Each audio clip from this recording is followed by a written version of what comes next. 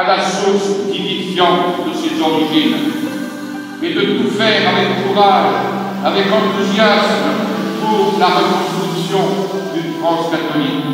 Ce chapitre de notre épopée devrait contribuer à faire aimer davantage par ses enfants, c'est-à-dire nous-mêmes, cette noble terre des Clovis, des Saint-Louis, des Sainte-Jeanne d'Arc. Au nom du Père et du Fils et du Saint-Esprit, ainsi soit-il. Mes chers frères, l'an dernier, le 2 mars, nous fêtions le centenaire d'une lettre apostolique du pape Pie XI proclamant Notre-Dame de l'Assomption, patronne principale de la France, et Sainte Jeanne d'Arc, patronne secondaire. Proclamation qui, disait-il, pourra devenir pour la France une cause de bien, de prospérité et de bonheur. À juste titre, le royaume de France a été appelé le royaume de Marie. Depuis les premiers siècles de l'Église jusqu'à notre temps, nombre de saints docteurs, il serait trop long de nommer, ont célébré Marie et ont contribué à promouvoir et à amplifier à travers la France le culte de la très sainte Vierge Marie, Mère de Dieu, et à leur suite, eh bien, nous sommes là en ce 15 août, fête nationale pour nous chrétiens. Dans notre cher pays de France, aussi nombreux sanctuaires mariaux, nous voici portion d'un peuple catholique emporté par une même piété envers la Mère de Dieu, cette Mère qui, trésorière auprès de Dieu de toutes les grâces, assemblée par des apparitions répétées sur notre sol, assemblée approuver et confirmer la dévotion du peuple français. Nous renouvellerons cet après-midi le vœu de Louis XIII, monarque de France les plus dévoués à Marie. En 1616, il a consacré sa majorité à Notre-Dame des Vertus, à Aubervilliers, et il s'y était fait recevoir membre de la congrégation de l'Annonciation. Et pour encourager la contre-réforme catholique, c'est-à-dire la réforme des mœurs, le roi favorisa ce remarquable mouvement religieux de cette époque dont la Sainte Vierge sera le capitaine, l'âme. Marie est en effet au centre de la doctrine théologique de ce qu'on a appelé à l'époque, et maintenant encore, l'école française, qui, par la renaissance du culte de la très sainte Vierge Marie, fut alors un des éléments actifs de la contre-réforme catholique. Et c'est autour de ce culte que se ranime et se raffermit la foi traditionnelle. La Sainte Vierge avait trouvé alors des chants éloquents tels que Bérulle, Ollier ou Bossuet. Le culte marial est donc le point d'appui le plus efficace du nouvel essor de la vie religieuse au début du XVIIe siècle. Et il doit l'être encore de nos jours pour que l'Église reprenne un nouvel essor dans une foi profonde, puisée à cette source inaltérable de la tradition catholique. Et pour obtenir la soumission des protestants, Louis XIII se rend plusieurs fois à pied à Notre-Dame d'Aubervilliers. Et il ordonne une très solennelle neuvaine à la Sainte Vierge chez les frères prêcheurs des dominicains du faubourg Saint-Honoré à Paris. Et il donne alors comme mot d'ordre pour la date à l'île de Ré et à La Rochelle, bon gré Dieu, Notre-Dame. Au lendemain de chaque succès succès, il fait porter à Notre-Dame de Paris les drapeaux pris aux protestants. Après la prise de La Rochelle, pour faire son entrée solennelle dans la ville, le 1er novembre 1628, il veut que les frères prêcheurs, aumôniers des troupes, entrent les premiers, en chantant les litanies de la Très Sainte Vierge. La dévotion fidèle de la France officielle envers Marie arrive alors à son couronnement, le vœu de Louis XIII. Depuis longtemps, Louis XIII avait confié à Richelieu la pensée qu'il avait de consacrer le royaume à Marie.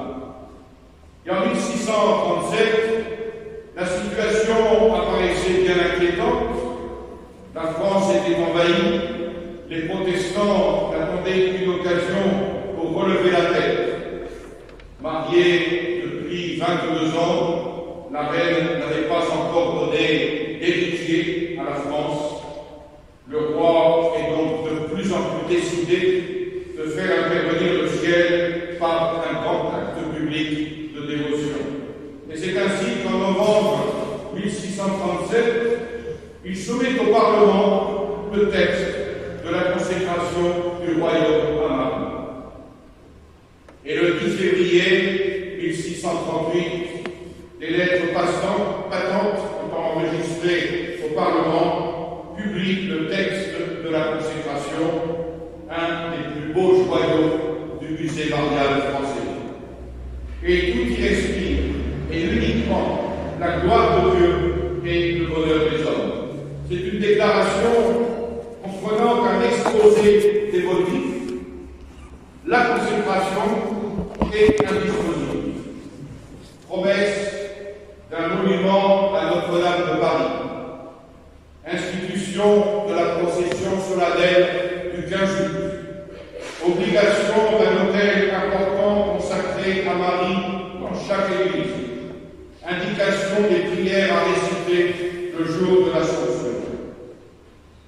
Et le 15 août suivant, le texte de la consécration est lu solennellement dans toutes les églises du royaume.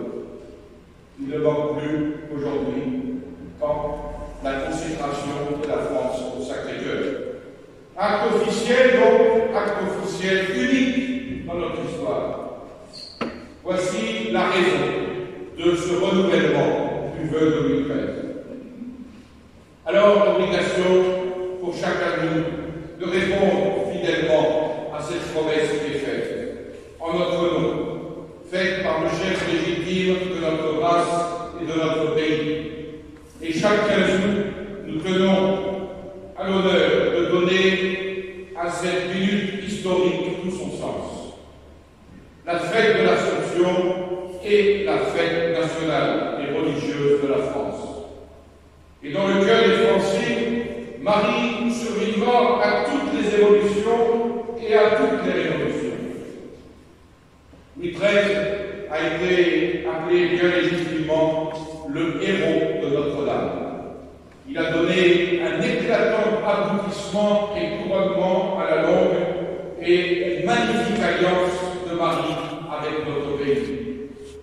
Pour lui, la piété particulière des Français envers Marie est devenue une piété nationale.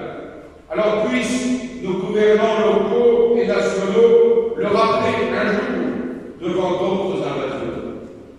La France, hélas, a perdu ses rois, mais elle garde aujourd'hui pieusement sa reine, la Très Sainte Vierge Marie.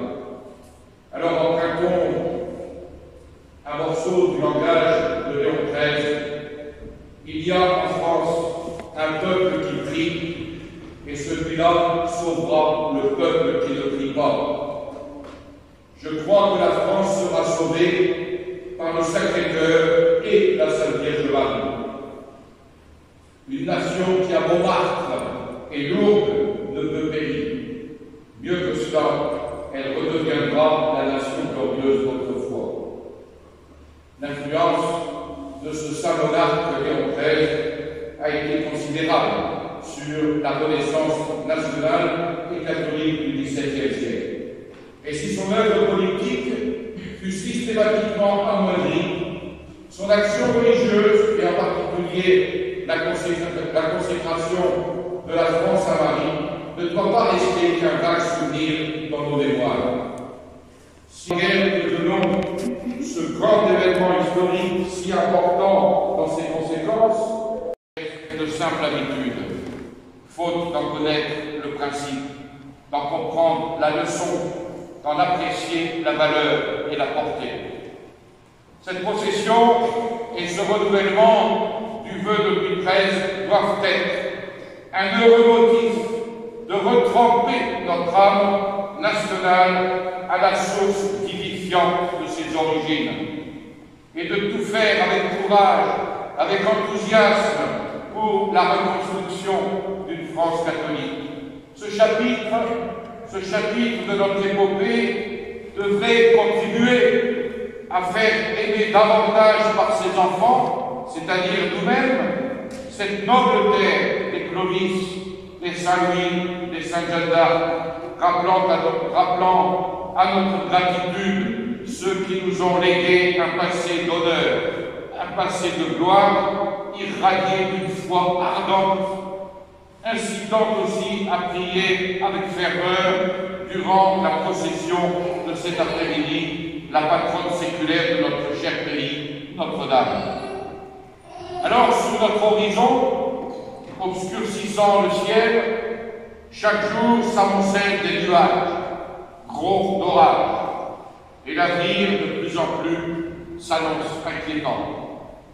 La justice, l'ordre, la religion révélée, la civilisation elle-même sont menacées par les assauts redoutables, sans cesse renouvelés, d'un laïcisme mortifère, d'un abject matérialisme, d'un œcuménisme dissolvant, de la dictature mondialiste, et de nouveaux païens, de modernes barbares ont déclenché et conduisent une invasion, peut-être la plus formidable de celle que la chrétienté ait jamais connue jusqu'ici.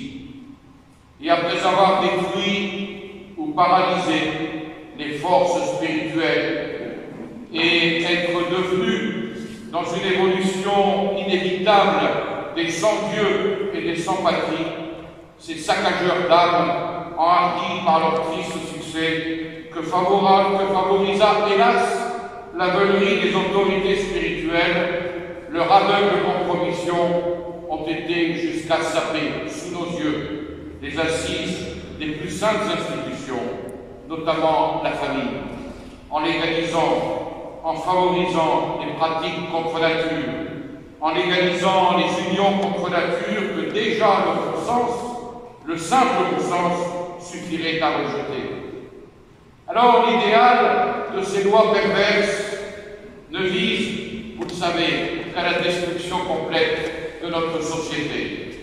Et au sein de cette lamentable désolation, alors que nous pourrions réclamer un chef et un guide qui, prenant énergiquement en nos mains le gouvernail, nous sauve des écueils et nous ramène au port, apparaît encore dans le ciel, comme une étoile d'invincible espérance, la douce et toute-puissante Vierge Marie. Oui, très sainte Vierge Marie, vous êtes notre espérance, et les hommes de peu de foi sont aussi les hommes de peu d'espérance, deux vertus qui sont bien liées l'une à l'autre. Plus une âme croit, plus elle espère. Et c'est pourquoi d'ailleurs les légionnaires de la Légion de Marie demandaient à la Sainte Vierge de leur obtenir une foi jeune et inébranlable comme un rocher au milieu des croix, des labeurs, des déceptions de la vie. Une foi courageuse qui inspire d'entreprendre de grandes choses pour Dieu et le salut des âmes. Une foi qui soit la colonne de feu devant la Légion. Et nous d'ajouter, non seulement devant la Légion de Marie, mais devant toute l'Église. Une colonne de feu brûlant dans la nuit où s'exerce la puissance des ténèbres. Mais cette puissance, elle ne dure qu'un temps. Et plus cette puissance des ténèbres s'exerce, tient contre la lumière, plus elle hâte elle-même l'heure de son écroulement. Alors restons-en aujourd'hui, profondément convaincus. C'est là tout le sens du « à la fin, mon cœur immaculé triomphera », ainsi soit-il. Au nom du Père et du Fils et du Saint-Esprit, ainsi soit-il.